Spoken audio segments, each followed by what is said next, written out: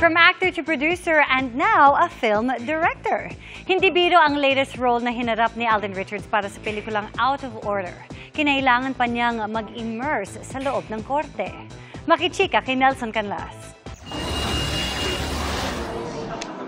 Direk Alden ang bagong titulo ng Asia's multimedia star. Nasubok yan sa pelikulang Out of Order kung saan aktor na siya, direktor pa. Kabilang sa mga dinirect niya, ang mga batikang aktor na sina Noni Buencamino at Yayo Aguila.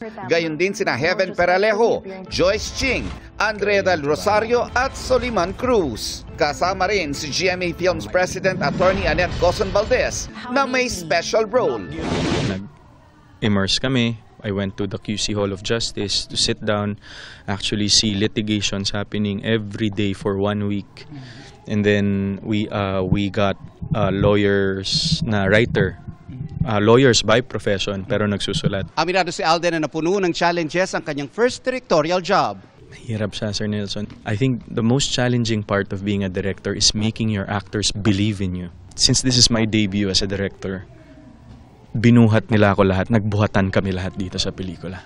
Ayon kay Alden, ibinuhos niya raw rito ang lahat ng natutunan niya sa mahigit isang dekada niya sa showbiz. I read the script 5 times, di ako makatulog sa gabi. Everyone looks to you in terms of command. I told myself, parang dapat hindi mo masyadong ginagawang mental lahat.